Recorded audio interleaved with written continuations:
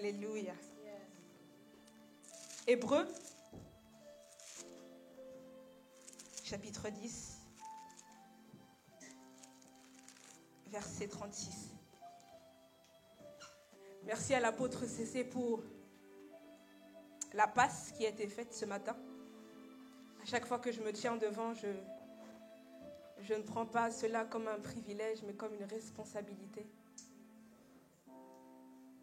Hébreux chapitre 10, si la régie peut m'aider, verset 36. Et quand on y est, on dit nous y sommes. Est-ce qu'on y est? Est-ce qu'on y est? Hébreux 10, 36. On va lire ensemble.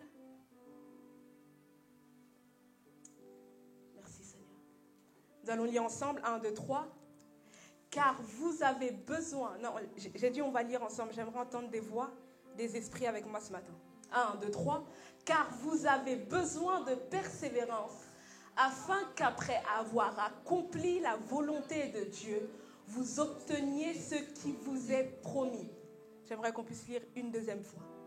Car vous avez besoin de persévérance, afin qu'après avoir accompli la volonté de Dieu, vous obteniez ce qui vous est promis.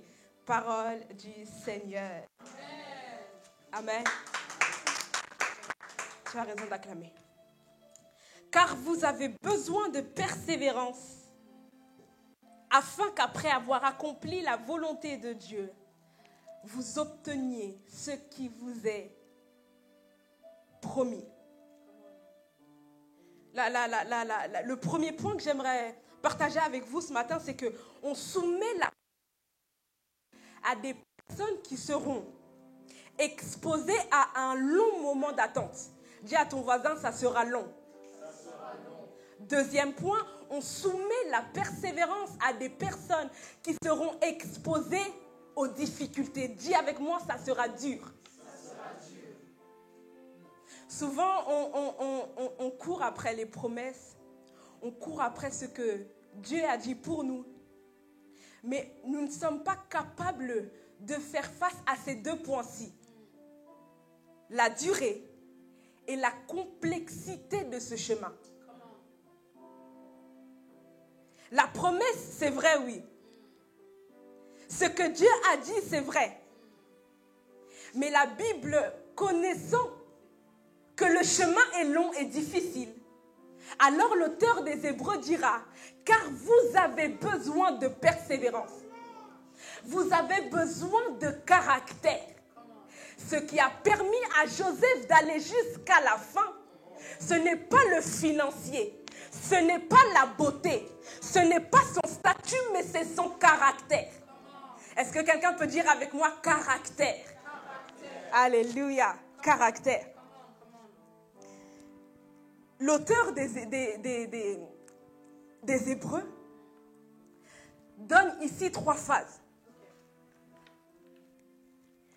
Première phase, ce qu'on doit avoir, la persévérance.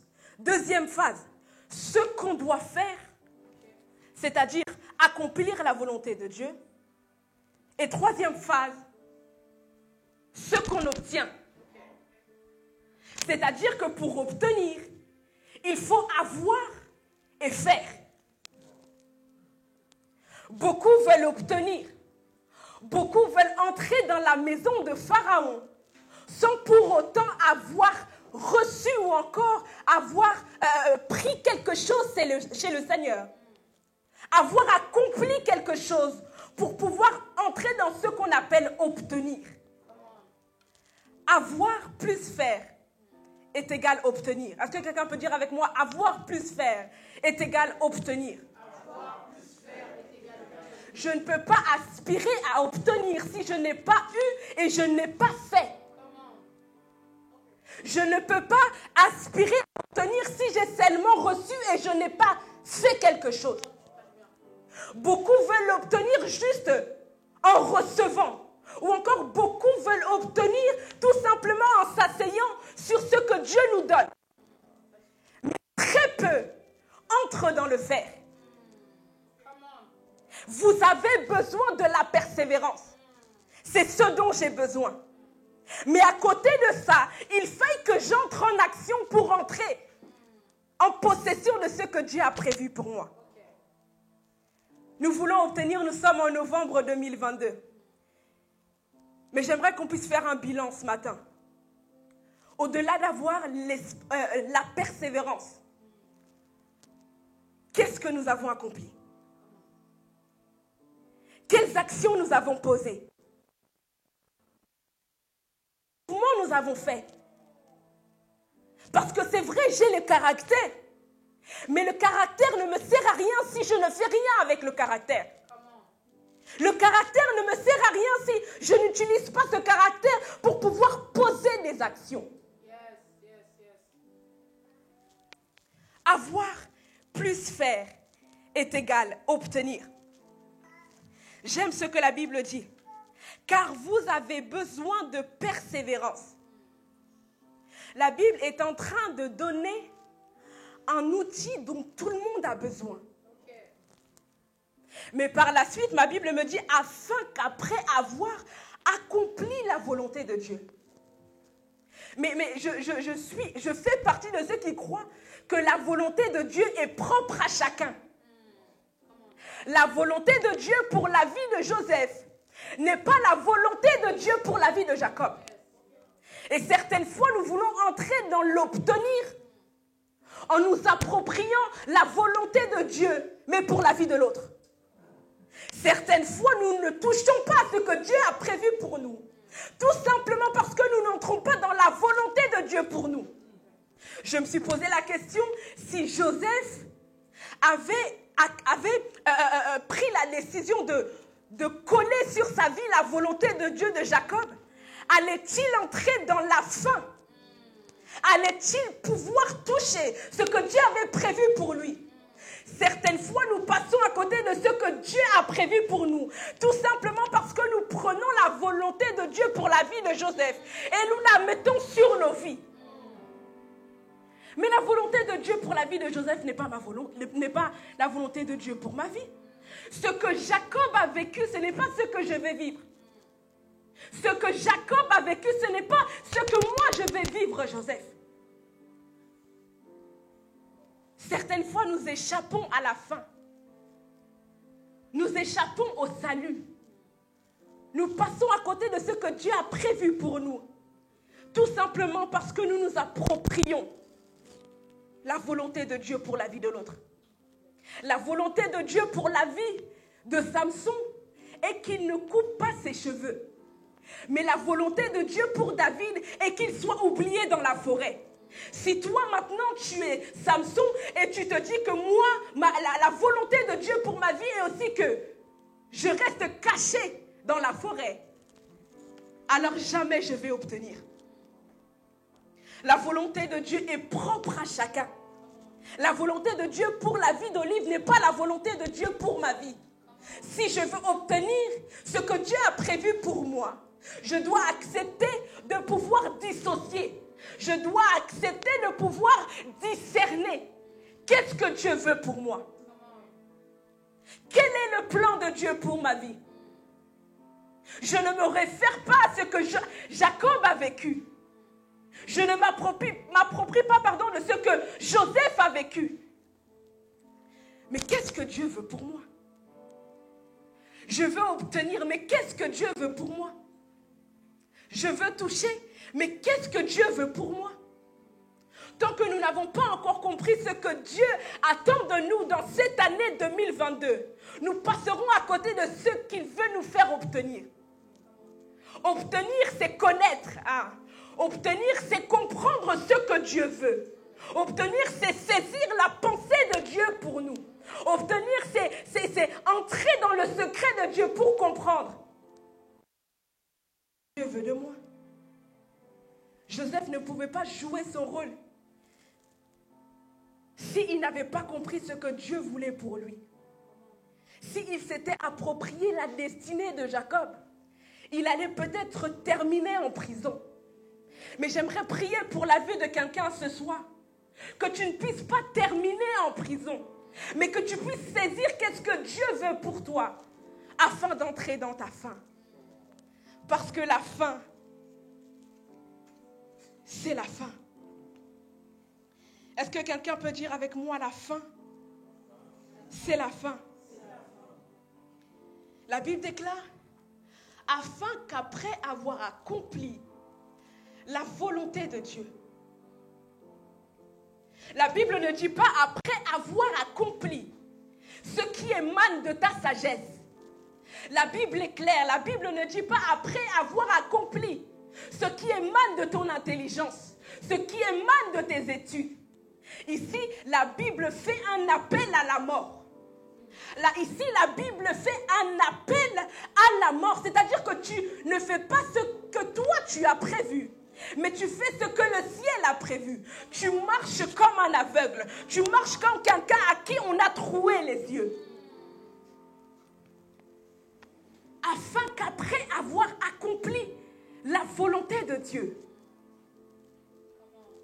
non pas la volonté de notre sagesse, pas la volonté de nos expériences, pas la volonté de ce que nous avons appris chez nos parents, mais la volonté de ce que Dieu veut pour nous. Et ce qui est intéressant, c'est que dans la volonté de Dieu, on retrouve et notre inconfort et notre confort. Est-ce qu'on peut ensemble relever la volonté de Dieu pour Joseph? La volonté de Dieu pour Joseph est 1. Le rejet. 2. La tentation, le mensonge, la prison, l'oubli et le silence. Mais j'aime parce que le pacte de la volonté de Dieu ne s'arrête pas simplement à notre inconfort.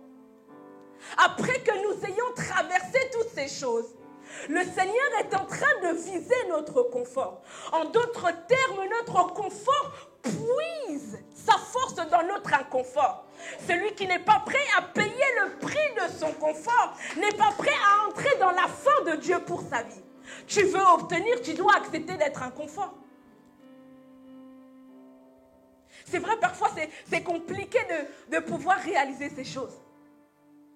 Comment est-ce que dans la volonté de Dieu, il peut aussi y être inscrit ma prison?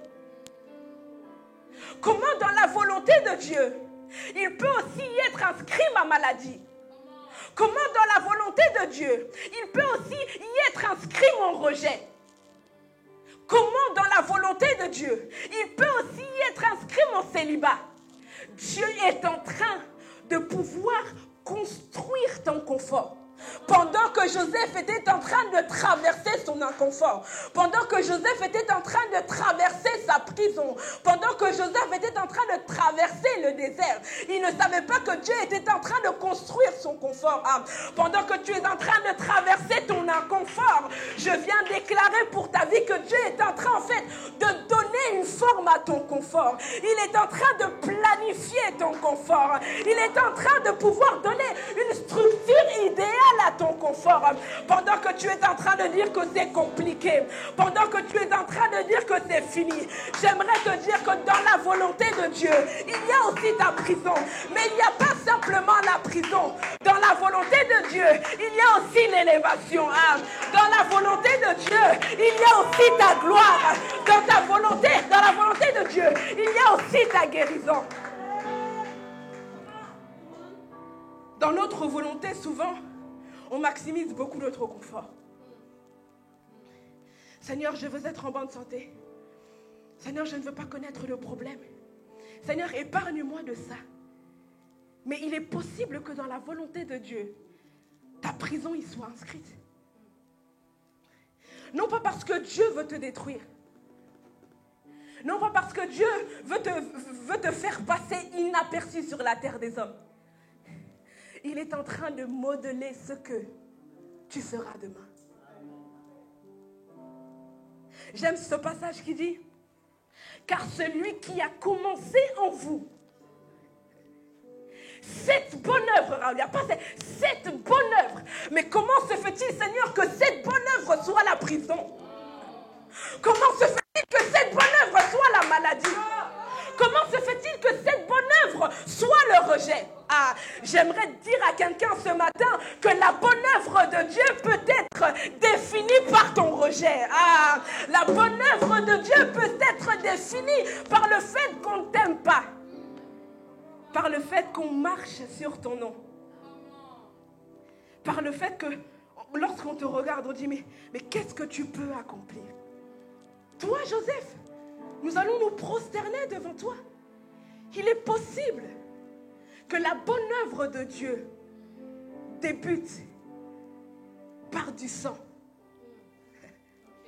débute par des blessures, débute par des incompréhensions, débute par des doutes et des questionnements. Mais à la fin de la volonté de Dieu, la Bible déclare, car il a commencé en vous cette bonne œuvre. Et il la rendra parfaite. Au début, cette œuvre était bonne. Mais à la fin, elle devient parfaite. Au début, elle était simplement bonne. Mais à la finalité, elle devient le Christ. Ah, parce qu'il n'y a personne sur cette terre qui est parfait. Et si ma Bible fait mention de la perfection, c'est qu'à la fin, c'est Christ. Au début, c'est peut-être simplement bon. Mais à la fin, on me parle de la perfection. Et si à la fin, on me parle de la perfection, c'est qu'à la fin, je dois normalement atteindre Christ. Ah, je viens de déclarer dans la vie d'une personne que tu atteins le Christ. Nous sommes en novembre 2022. Je veux déclarer pour la vie de Richie que nous atteignons le Christ. Au début, l'œuvre était simplement bonne, mais à la fin, nous atteignons la perfection. Et nul n'a été cité comme parfait si ce n'est que Christ. Nul n'a été cité parfait si ce n'est que Christ. Alors si à la fin, l'œuvre est parfaite, c'est-à-dire que l'œuvre, c'est Christ. Si à la fin, l'œuvre est parfaite, c'est-à-dire que l'œuvre, c'est Christ. C'est-à-dire que je quitte le stade où c'est bon et je vais à Christ. Je vais à Christ. La volonté de Dieu pour Joseph, c'est la reconnaissance aussi. À la fin, ils vont te reconnaître. À la fin, ils seront obligés de se prosterner. Parce qu'au début, tu as accepté de payer le prix. À la fin, ils seront obligés de t'élever. À la fin, ils seront obligés de venir te serrer la main. À la fin, ils seront obligés de te mettre sur le podium. Non pas parce que tu es meilleur, mais parce que tu as payé le prix d'accomplir l'œuvre de Dieu. Et j'aime ce que la Bible dit. Vous obteniez ce qui vous est promis. J'ai essayé de questionner Google. Qu'est-ce que veut dire obtenir? Et Google me dira, obtenir, c'est parvenir à se faire accorder quelque chose. C'est-à-dire que cette chose était au début à quelqu'un d'autre. Cette chose était au début à une personne qui était extérieure de moi. Mais comme j'accepte d'accomplir la volonté de Dieu, alors ce qui est de Dieu vient à moi. Alors, j'entre en possession de ce que Dieu a. J'entre en possession de ce que Dieu est. En d'autres termes, celui qui accepte d'accomplir ce que Dieu veut aura ce que Dieu a. Celui qui accepte d'accomplir ce que Dieu veut, à la fin aura ce que Dieu a. Aura ce que Dieu a. Au début, peut-être que la richesse n'était pas tienne. Au début, peut-être que la guérison n'était pas tienne. Au début, peut-être que les finances n'étaient pas tiennes. Au début, peut-être que la percée n'était pas tienne. Mais lorsque tu acceptes de suivre la feuille de route, ce qui est à Dieu vient à toi. Ou encore, ce qui est à Dieu devient à toi. Parvenir à se faire accorder quelque chose. J'aime le Christ. Le Christ est un jusqu'au boutiste. C'est pourquoi ma Bible me dit que C'est pourquoi son nom a été souverainement élevé. Et que devant son nom, tout genou fléchisse et toute langue confesse qu'il est Seigneur. Pourquoi Christ entre dans cette saison?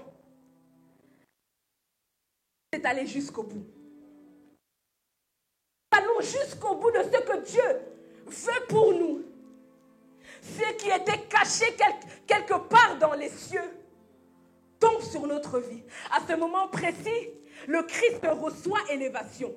À ce moment précis, le Christ reçoit la gloire. À ce moment précis, le Christ reçoit la renommée. À ce moment précis, il prend possession de ce qu'il a. Parce qu'il est allé jusqu'au bout. J'ai peut-être une mauvaise nouvelle pour quelqu'un ce matin. Celui qui s'arrête au bout du chemin n'obtiendra rien. Celui qui s'arrête au bout du chemin n'obtiendra rien. Parce que la Bible est claire. Afin qu'après avoir accompli la volonté de Dieu, virgule, vous obteniez. La Bible ne dit pas après que vous ayez accompli et que vous soyez arrêté, vous obteniez.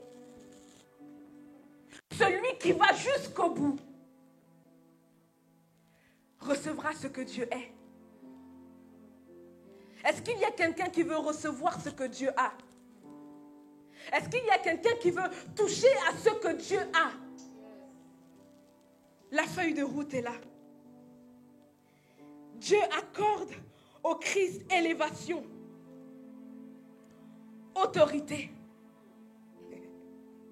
Et j'aime ce que la Bible dit. La Bible dit afin que vous obteniez. La Bible ne dit pas afin que vous arrachiez. La Bible ne dit pas afin que vous voliez.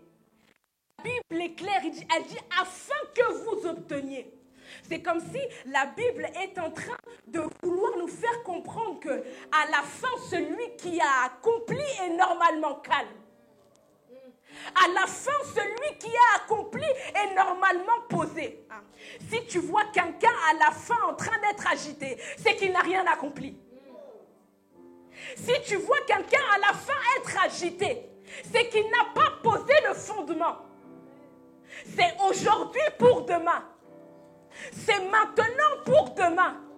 Mais si demain tu vois quelqu'un agité, c'est parce qu'aujourd'hui il n'a rien fait. Si tu vois quelqu'un agité, demain c'est parce qu'aujourd'hui il n'a pas posé les fondements qu'il faut. À la fin, nous n'avons pas besoin d'arracher. À la fin, nous n'avons pas besoin de voler à notre voisin. À la fin, nous n'avons pas besoin d'avoir nos yeux fixés sur ce que l'autre a obtenu. Parce que nous sommes normalement calmes, parce que nous nous reposons sur ce que nous avons accompli. En fait, celui qui est en train de bouger, c'est celui qui est conscient qu'il n'a rien accompli. Qu'est-ce que tu as accompli? Nous sommes au 11e mois de cette année 2022. Qu'est-ce que tu as accompli? Et le problème, c'est que lorsque tu n'as rien accompli et que l'autre qui a accompli reçoit ce pourquoi il a accompli certaines choses, tu dis, Dieu, tu n'es pas juste. Dieu est très juste dans ce qu'il fait. Il voit nos plus petites actions. Il voit notre disponibilité dans son service. Lorsque l'autre ira pour obtenir ce pourquoi elle a accompli, nous allons dire que Aser, c'est la chouchou, non? Non. Aser n'est pas la chouchou. Elle a tout simplement accepté de payer le prix. Payer le prix. Beaucoup veulent entrer dans l'accomplissement, mais leur CV est vide. Beaucoup veulent entrer dans le obtenir, mais leur CV d'accomplissement est vide. J'aimerais continuer avec Genèse, chapitre 41. Genèse 41. Le calme de celui qui a accompli. J'aimerais dire que nous sommes calmes en novembre 2022 parce que nous avons accompli quelque chose. Nous sommes calmes, tranquilles, nous ne sommes pas agités parce que Dieu a vu ce que nous avons accompli. J'aimerais qu'on puisse regarder le verset 37, pardon. 41-37. Ces paroles plurent à Pharaon et à tous ses serviteurs. Et Pharaon dit à ses serviteurs, trouverions-nous un homme comme celui-ci, ayant en lui l'Esprit de Dieu? Le verset 37 vient marquer, si je peux dire ainsi, la fin de l'accomplissement de la volonté de Dieu dans la vie de Joseph. Et j'aime parce que juste après avoir accompli ce que Dieu voulait pour Joseph, au verset 38, Joseph entre dans ce qu'on appelle obtenir. J'aime parce que la Bible ne laisse pas plusieurs chapitres entre le moment où Joseph est en train de finir, d'accomplir la volonté de Dieu pour sa vie et le moment où il entre en possession de ce que Dieu a prévu pour lui. J'aimerais dire à quelqu'un que le temps ne sera pas long. Tu entreras certainement très rapidement dans ce que Dieu a prévu pour toi. Comme les versets n'ont pas séparé le moment où Joseph s'est arrêté et que Pharaon a parlé, certainement tu quittes la saison de l'accomplissement de la volonté de Dieu pour rentrer et toucher rapidement à ce que Dieu a prévu pour toi. Et je disais donc que à la fin, au moment d'obtenir, celui qui obtient est très calme. Et nous allons le relever dans les Écritures. Et Pharaon dit à ses serviteurs, trouverions-nous un homme comme celui-ci, ayant en lui l'Esprit de Dieu? Et Pharaon dit à Joseph, puisque Dieu t'a fait connaître toutes ces choses, il n'y a personne qui soit aussi intelligent et aussi sage que toi. Nous avons dit que lorsque nous entrons dans ce que Dieu veut pour nous, ce que Dieu a, nous avons aussi. Pharaon ici était capable de pouvoir voir en Joseph ce que Dieu a. Pharaon ici était capable de pouvoir discerner en Joseph ce que Dieu a. N'est-ce pas que notre Dieu est sage? N'est-ce pas que notre Dieu est intelligent? N'est-ce pas que notre Dieu, c'est l'Esprit? Lorsqu'on finit de traverser ce désert, même les occultistes voyons nous ce que Dieu a. Et nous devenons même pour les occultistes une référence. Ah, j'aimerais dire à quelqu'un que tu deviens une référence pour Pharaon. Tu deviens une référence pour ceux qui ne priaient pas. Tu deviens une référence pour ceux qui ne connaissaient pas le Seigneur. À la fin, tu deviens une référence. Tu n'as pas besoin de beaucoup parler. Tu n'as pas besoin de beaucoup discuter. À ce moment précis, tu n'as même plus besoin de te présenter. Ou encore, tu n'as même plus besoin de présenter ton CV à Pharaon. À ce moment, ton CV n'a plus d'importance. Ce qui est important maintenant, c'est de voir ce que Dieu a mis en toi. Lorsque on lit le chapitre 41 du verset 37 au verset 44, la Bible ne fait pas mention que Joseph ouvrit la bouche. Parce que lorsque nous entrons dans la saison d'obtenir, nous n'avons plus besoin de parler. Mais tout ce qui doit nous revenir, nous revient. À ce moment précis, Joseph n'avait plus besoin d'ouvrir sa bouche. Mais Pharaon était devenu un tchakou. Est-ce que quelqu'un peut dire avec moi un tchakou? Pharaon commençait à parler. Blablabla, blablabla, blablabla, blablabla. Tout simplement parce que Joseph était entré dans la saison où il devait obtenir. Joseph était très calme. Mais pour toi, Dieu rendra Pharaon perplexe. Ah, non, je dis que pour toi, Dieu rendra les occultistes parleurs. Pour toi, Dieu rendra tes ennemis. Dieu rendra ceux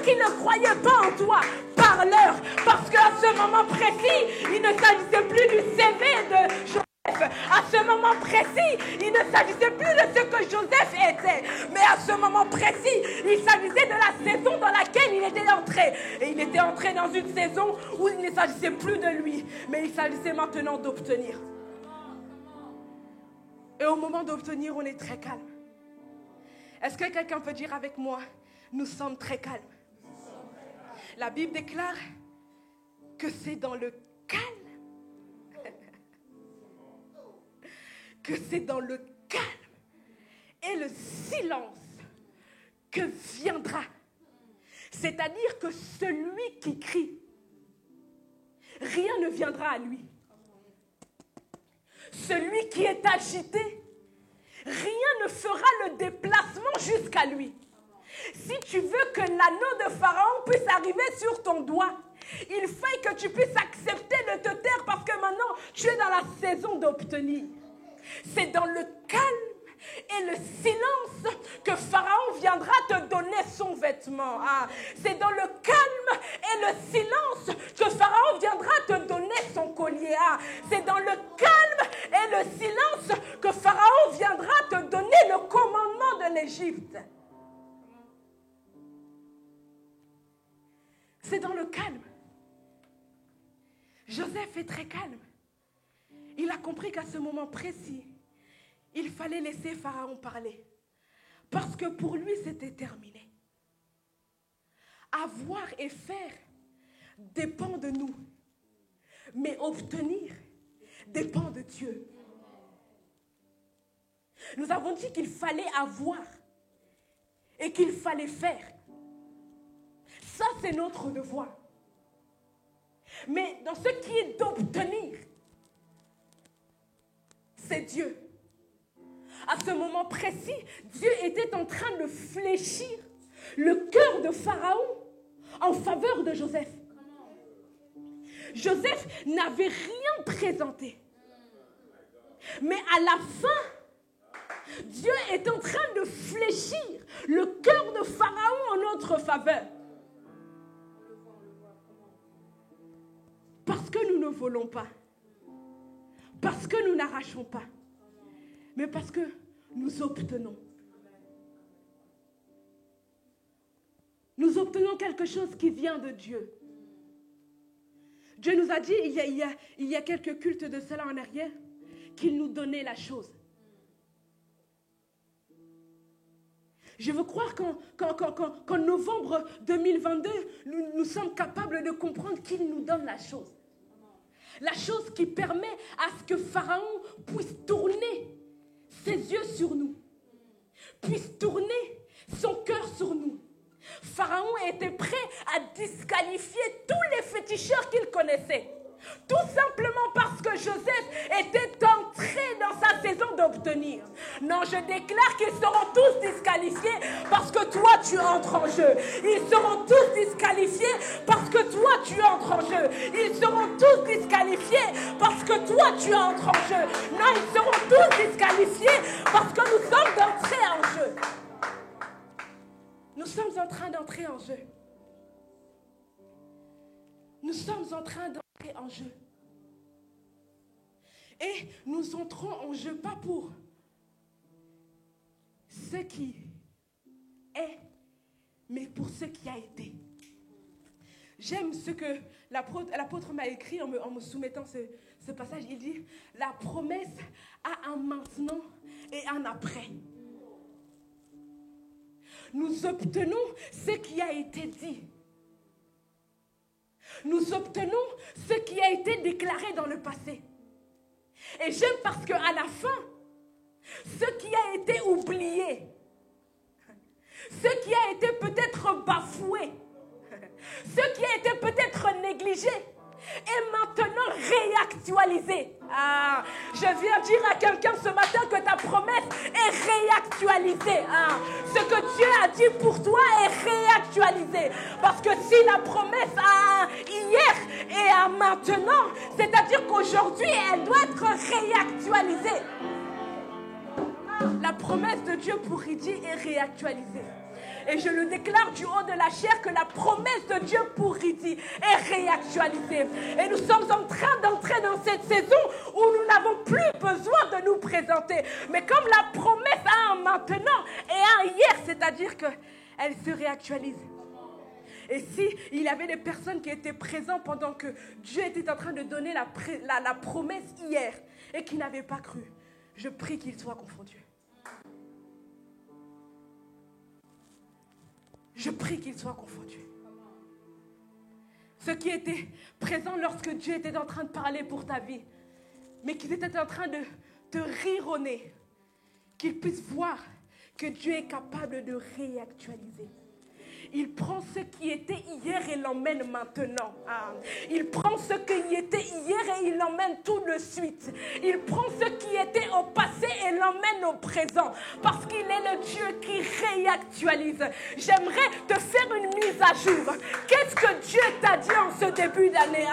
Qu'est-ce que Dieu t'a dit en ce début d'année? Je veux faire augmenter ta foi ce matin en te disant qu'il est capable de prendre hier et l'emmener aujourd'hui. La Bible déclare que le temps lui est soumis. Il n'a pas la notion du temps. C'est pour nous que nous parlons d'hier et pour aujourd'hui. Mais pour lui, ce qui est hier et aujourd'hui, ce qui est aujourd'hui et demain, ce qui est demain est aujourd'hui, ce qui est à venir est présent, ce qui est présent est plus passé. Parce qu'il n'est pas soumis au temps. C'est nous qui donnons le nom au temps. Mais lui, il n'a pas besoin de donner le nom au temps parce qu'il est le temps. Parce qu'il est le temps. Qu'est-ce que Dieu t'a dit, Olive? Qu'est-ce que Dieu t'a promis? Qu'est-ce que Dieu t'a promis?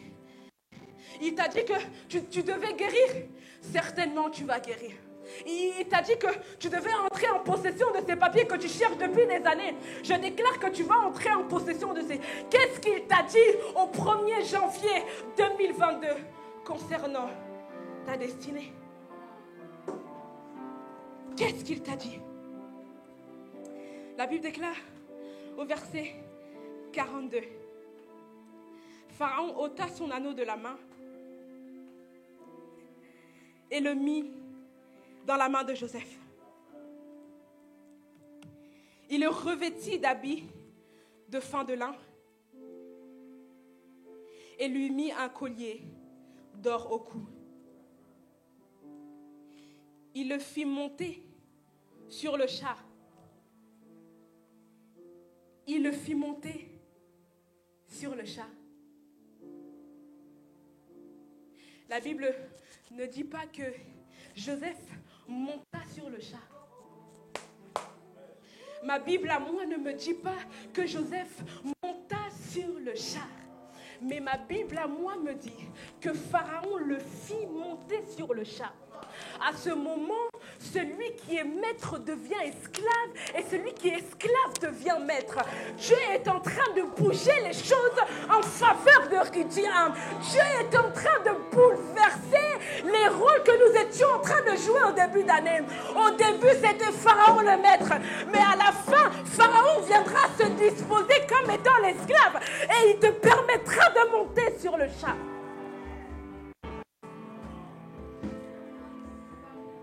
Rien n'est fixe. Tout bouge. Rien n'est précis, Olive. Tout est en train de bouger. Il le fit monter sur le char. En réalité, ma Bible devait dire que Joseph fit monter Pharaon sur le char. Parce que normalement, c'est Pharaon qui est maître. Mais ma Bible me dit que c'est Pharaon qui puise toutes ses forces et qui est en train de faire monter. J'aimerais dire à quelqu'un qu'ils sont en train de te faire monter. Ils sont en train de te faire monter. Ils sont en train de me faire monter. Je ne sais pas si tu es en train de croire avec moi ce matin, mais je suis en train de dire qu'ils sont en train de nous faire monter. Alors que nous sommes en train d'entrer dans le dernier mois de cette année, je viens déclarer qu'ils sont en train de nous faire entrer.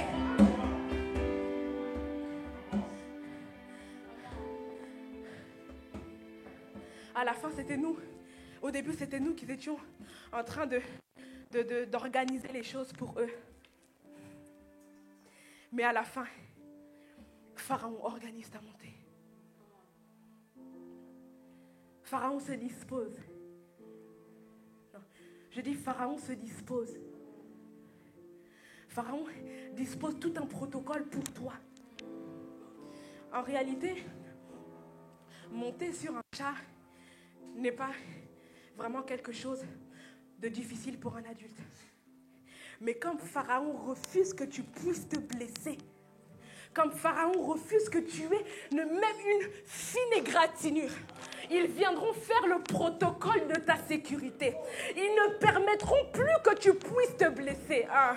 Ils ne permettront plus que tu puisses même te gratter sur le mur. Ils ne permettront plus que ton pied puisse chanceler. Ils viendront faire le rôle de Dieu dans ta vie. Dieu viendra les disposer et ils leur diront, devenez maintenant ceux qui escortent Joseph. Devenez maintenant ceux qui escortent Joseph. Pharaon, deviens maintenant celui qui escorte Joseph. À ce moment précis, je ne pense pas que Joseph et Pharaon étaient seuls. Parce qu'on parle de la maison du roi. On parle d'un protocole royal. C'est-à-dire qu'autour, il y avait peut-être des personnes qui étaient là pour pouvoir vivre la chose. Ils étaient peut-être là pour pouvoir être, témoins de la chose. Merci Saint-Esprit. Ils étaient peut-être là pour pouvoir constater réellement. Hein. Si au début, ils ne croyaient pas, à la fin, ils seront obligés de croire parce qu'ils deviendront maintenant témoins du fait que Pharaon est en train de t'escorter. Pharaon est en train de prendre ton pied. Ah, il soulève. Le pied 2, il soulève.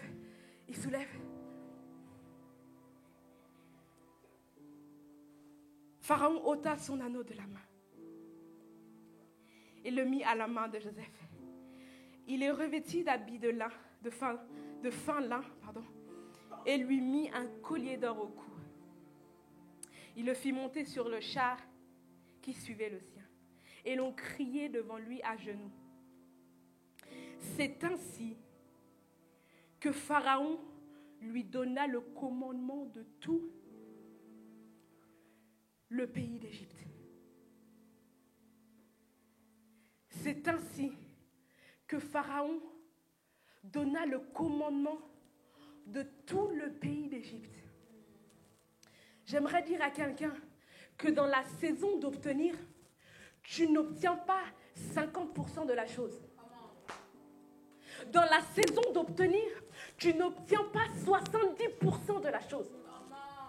Dans la saison d'obtenir, tu n'obtiens pas 80% de la chose.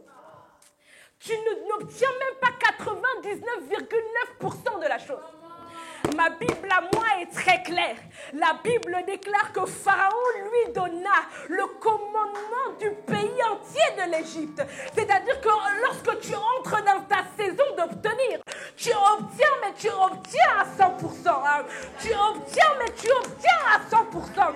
Tu n'obtiens pas la moitié. Tu n'obtiens pas le quart. Tu n'obtiens pas le demi. Tu n'obtiens pas le tiers.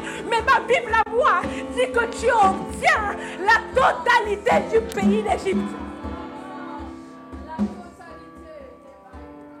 La totalité du pays d'Égypte. Écoutez, si Pharaon n'avait donné que un tiers du commandement du pays d'Égypte à Joseph, alors ce n'était pas mon Dieu.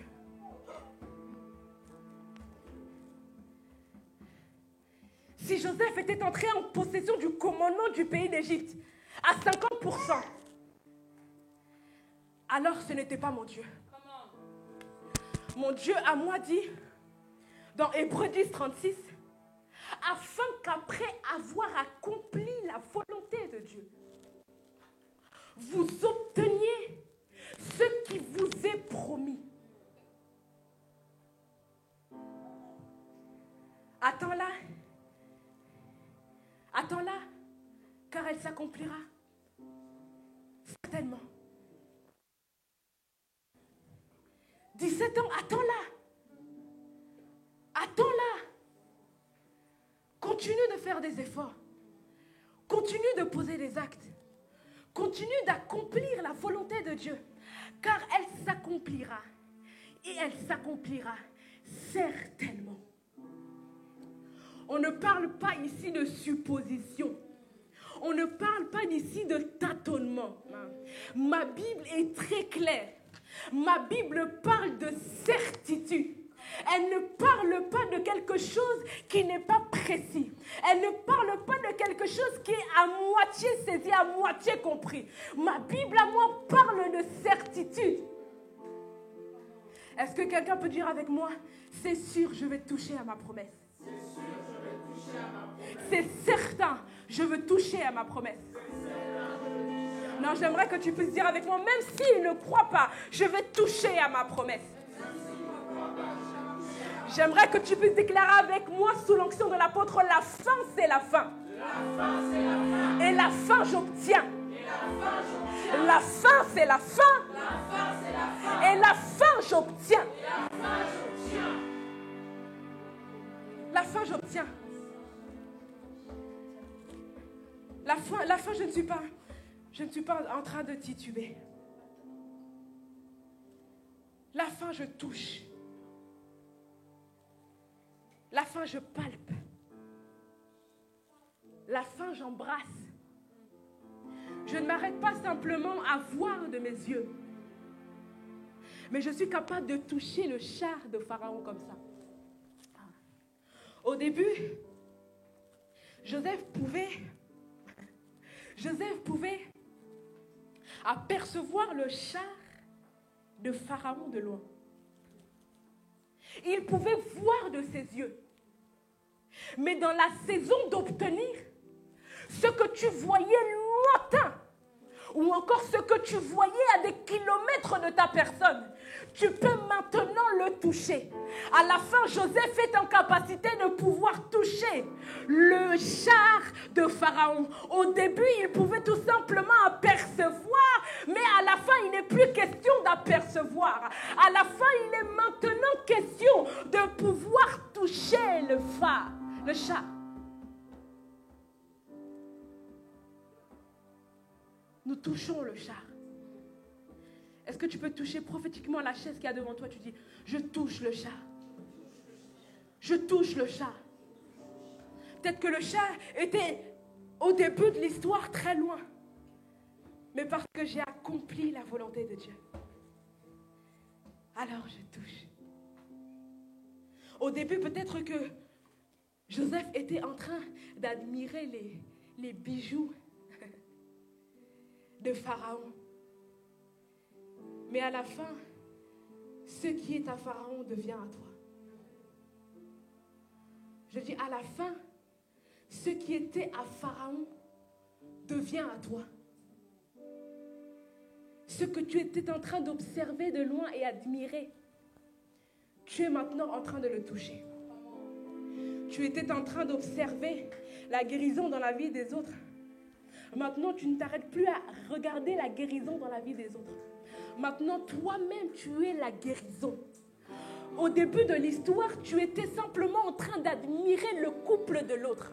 Mais à la fin de l'histoire, toi-même, tu deviens ce couple. Oh my God. Au début de l'histoire, tu étais en train de regarder la promotion de l'autre. Mais à la fin de l'histoire, toi-même, tu deviens la promotion. Au début de l'histoire, tu étais en train d'admirer les finances des autres. Mais à la fin, toi-même, au début de l'histoire, tu étais en train d'admirer la vie spirituelle de l'autre. Mais à la fin, toi-même, tu vis. Toi-même, tu vis. Toi-même, tu vis. Ça ne s'arrête plus à Pharaon. Ça descend sur toi. Je le sens, ça ne s'arrête plus qu'à Pharaon. Ça descend maintenant sur toi. Tu n'as plus besoin de forcer. Ça descend naturellement sur toi. Tu n'as plus besoin de faire de spectacle pour qu'on puisse te voir, grâce. Ça descend naturellement sur toi. Ce qui n'était pas prévu auparavant devient prévu. Ce qui n'était pas prévu auparavant devient prévu. Parce que tu entres dans ta saison d'obtenir. Que le Seigneur bénisse sa parole.